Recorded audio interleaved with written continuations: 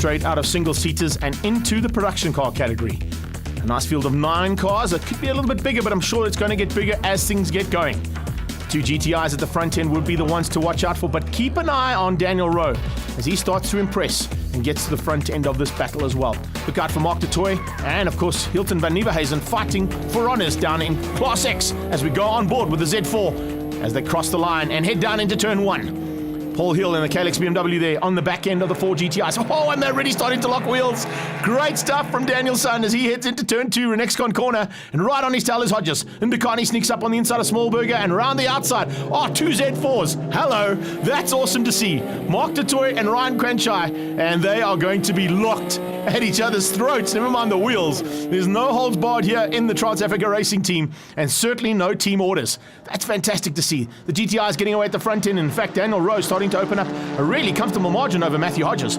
Hodges, a triple saloon car champion in his own right and multiple karting champion, now taking on Daniel Sun and his teammate, who comes hard on the brakes. Ndukani is on a flyer here and slowly but surely closing in on Hodges. Great to see these three having a little bit of a battle at the front end here of this production car class. Smallberger's dropping back slightly, so could be an issue on that car, and actually being caught by Paul Hill in the Kalex BMW. And he's doing a great job there in 5th place, pulling away and leading Class X. Mark de Toy and QUAN-CHAI fighting for second there, a bit further back. Hilton van Nieuwenhuizen and Morna Himan, unfortunately, with issues. Look at that.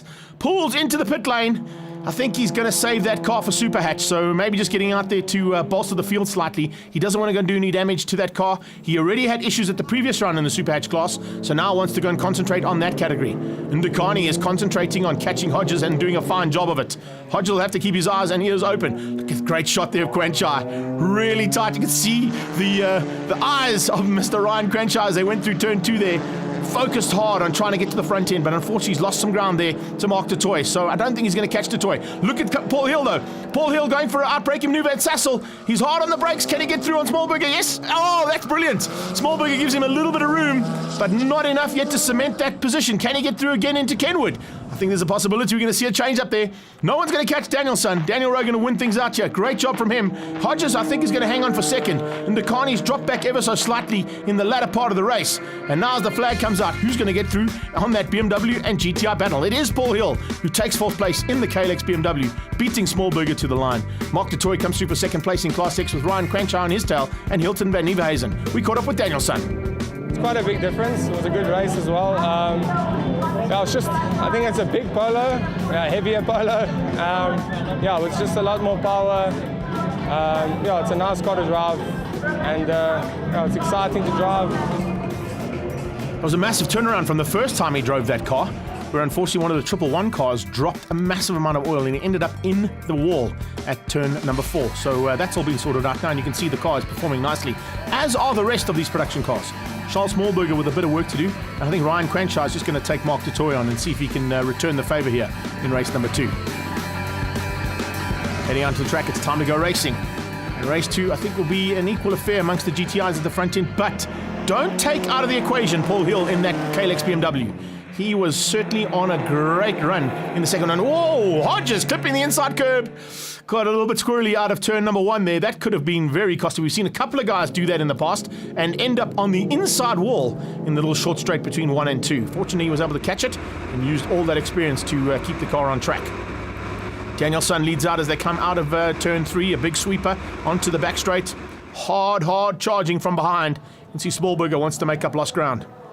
He's on the inside looking for opportunities and unfortunately got forced wide down the straight by Ndukani. Hard charging Paul Hill coming along in the BMW. In fact, 3 BMs starting to close in. It's great to see QUAN-CHAI has returned the favour. He's ahead of de Toy. Class X starting to heat up the 3 BMs, giving it everything they can.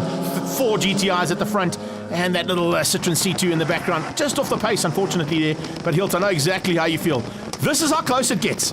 There's enough room here to play, boys, and that's the kind of racing we want to see. Wow, brilliant stuff from the onboard there. You can see just how close those cars get. And now look how close they get to the wall as they come through G&H Transport Corner. Wow, great camera angle there.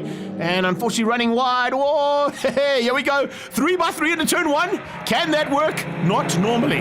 Fortunately, enough respect out of those 3 drivers just to give enough room to get through. I don't think Paul Hill's going to give them any respect, though. The youngsters at the front end of this field are about to be shown the way around by a man who knows this track backwards. He does a huge amount of testing here. His workshop is based here as well. Hilton van Nieuwenhuizen, ASAP C2 in the back end of Class X. Front end, though, Hodges now leads out. He's got ahead of Daniel Rowe, and Daniel Rowe heading up to try and close in and get past. And can he do the double?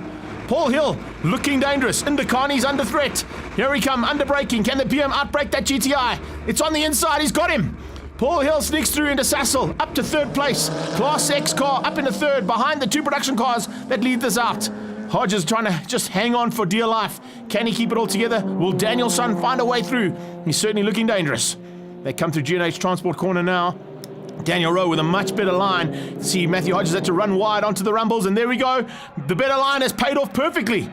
Danielson sneaks through, and Daniel Rowe now up into the lead of this race. Here comes Paul Hill. He's putting pressure onto Hodges as well. Hodges will soak that up. He's not going to let that BMW through.